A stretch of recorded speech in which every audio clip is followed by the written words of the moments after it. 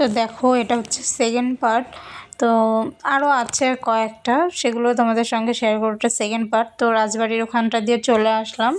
তো রাজবাড়ির পাশেই আমিন বাজার, তো সেটাও দেখে নিলাম। এটা ভেতরে ঢুকেছিলাম বেশ খানিকটা, তারপর অনেক মানে অল্প একটু ঢুকেছি, তারপরে যেহেতু মাকে দেখা যাচ্ছিলো সেদিন আর ভেতরে ঢুকিনি। তো তারপরে আবার এখানে চলে আসলাম। এখানে হচ্ছে আমাদের হচ্ছে ছোটো মা, তো কৃষ্ণনগরের ছোটো মা এখানে কাঁঠাল পোতা। তো সেখানেও চলে গেলাম, মানে আমিন বাজারটা দেখে, যেহেতু পাশেই রাস্তা ছিল সেখান দিয়ে গেছিলাম, যে দূর থেকে একটু ভিডিও করে নিলাম। তারপর আমরা ওখান থেকে বেরিয়ে গেছি। বেরিয়ে যে এই প্যান্ডেলটার ভেতরে আর ঢুকতে পারিনি, যেহেতু রাস্তার উপরে গাড়ি রাখতে হচ্ছিলো, কৃষ্ণ মাতা ছিল ওটা, ওখানে ঢুকতে পারিনি। তারপরে যে এই ঠাকুরটা দেখে নিলাম, প্রতিভা ক্লাব।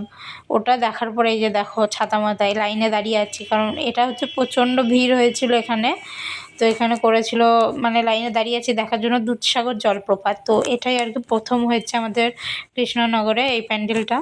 তো এই যে দেখো অনেকক্ষণ দেখতেই পাচ্ছ লাইটের দিকে তাকিয়ে যে কতটা বৃষ্টি হচ্ছে, আমরা ভিজতে ভিজতেই দেখেছি।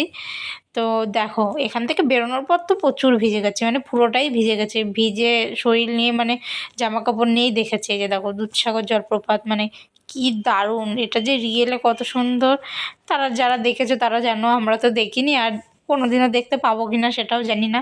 তো যেহেতু প্যান্ডেল করেছে দেখতে তো হবেই, যেহেতু আমাদের এখানেই, তো সেই জন্য যে দেখে নিয়েছি। আর ওই যে ট্রেনটা, যে ট্রেন থেকে দুধসাগর জলপ্রপাত দেখা যায়, ওই ট্রেনটা এখানটা করেছে, বেশ ভালো লাগলো।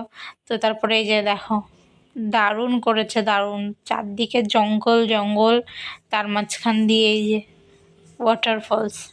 তো খুব সুন্দর লেগেছে দেখতে আর কি, মানে পুরোটা এত সুন্দর, ওই জন্য ফার্স্ট হয়েছে আর কি। তো এই যে দেখো ওপর থেকে দেখা যাচ্ছে, মানে এত গাছ জোগাড় করেছে বাবা, ভালো, বিরাট ব্যাপার। তারপরে যে সেখানকার এটা ঠাকুর আর কি, অনন্যা মাতা হবে, হ্যাঁ অনন্যা মাতা। তো হচ্ছে এই যে দেখো ঠাকুরের একটু ভিডিও করে নিলাম, দিয়ে সেখান থেকে আবার বেরিয়ে গেছি। ওই যে তারপরে আবার সামনের রাস্তাটা দিয়ে গেলাম, দেখতে পেলে ওই কৃষ্ণ মাতা। তো সেখানে তো ঢুকতে পারিনি, আগেই বললাম। তারপরে চলে এসেছিলাম এখানে, এই যে দেখো আদি বারোয়ারি। তো এখানে করেছিল মানে অপারেশন সিঁদুর, দারুণ ছিল। অনেকক্ষণ দাঁড়িয়েছিলাম, এই ভিডিওটা করেছিলাম, বাট ভিডিওটা যে পোস্ট করছে না কপিরাইট ফেলে দিচ্ছে, যে রিয়েল ভিডিওটা আর কি, এই যুদ্ধের। তারপর আগের প্রথম পার্টে একটা ছেড়েছিলাম যে সে কৈলাস তাণ্ডব, সেটারও মানে পোস্ট করেছিলাম, কপিরাইট ফেলে দিয়েছে। তো এর মধ্যেই বড় ভিডিওর মধ্যে একটু একটু করে ক্লিপ দেওয়ার চেষ্টা করেছি। দারুণ হয়েছে, অপারেশন সিঁদুরে যা যা হয়েছে এটাতে তুলে ধরেছে।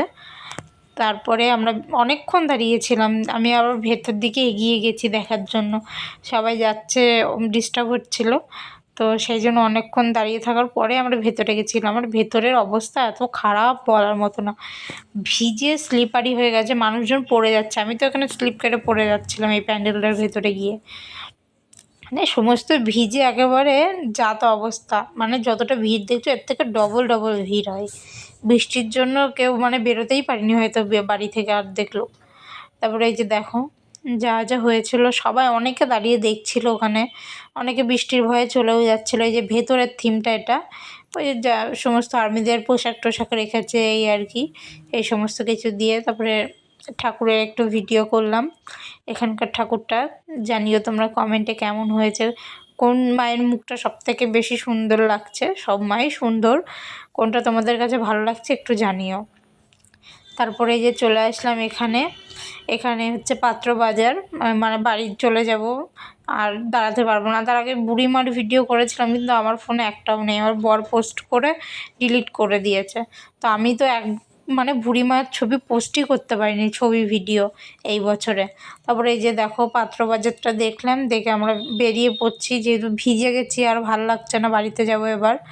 এখানে দাদা ভাই ছিল, নবজাগরণ ছিল নাকি কি, যাই হোক নবজাগরণ এটা কী একটা হবে।